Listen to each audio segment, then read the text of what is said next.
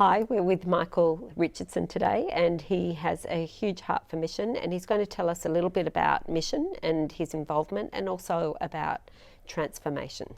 Thanks, Michael. When I was 25, I was at Hillsong. They sent me over to the Philippines to plant a church.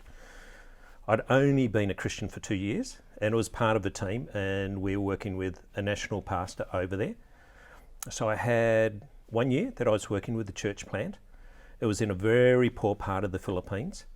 And one of the things it was a lot of learning for me, but something I struggled with, what did it portray of a loving God when you're sharing the gospel, inviting people to accept Christ, telling them that their life will get better, but they're still struggling to put a meal on the table each day. And, part of our success was measuring how many salvations there were, but there was still more to it than that. And I had the great opportunity, the second year I spent there, I was teaching agriculture in a university, which was part of an Australian government project. And with my friend who was also at the university, he was Filipino, but he was from up in the mountains, and it was up in a very poor area, communist controlled, so it made it a little bit more exciting and adventurous going up there. And we used to do some micro enterprise development, and with the agricultural background and the resources from the university, we were able to put together some projects that would have quite an impact. For example, raising pigs. So there, the traditional way of raising pigs would be you tie your pig up to the local coconut tree, but they're picking up parasites out of the soil, and it might take, say, 8 months to get to a stage where they could sell that pig. But with a little bit of technology, build a house, concrete base, bamboo walls and roof and that, medicine and vaccination.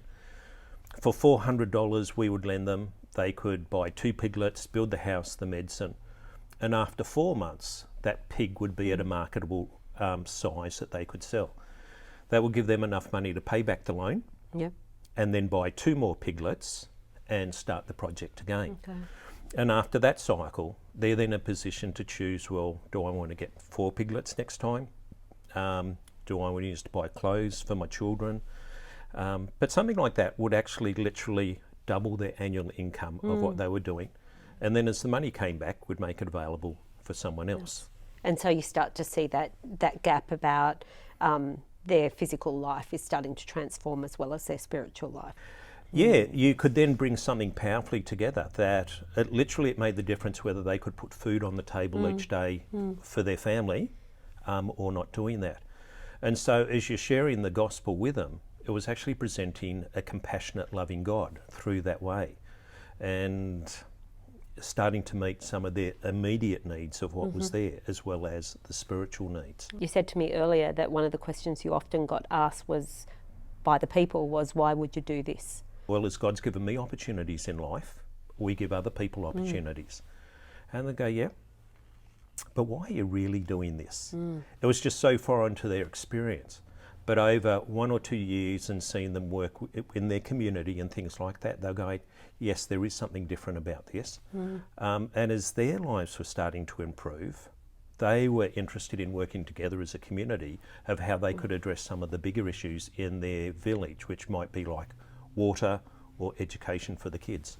So New Beginnings is something obviously on your heart too.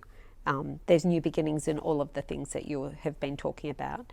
When you have been back here in Australia, how have you expressed that, I suppose?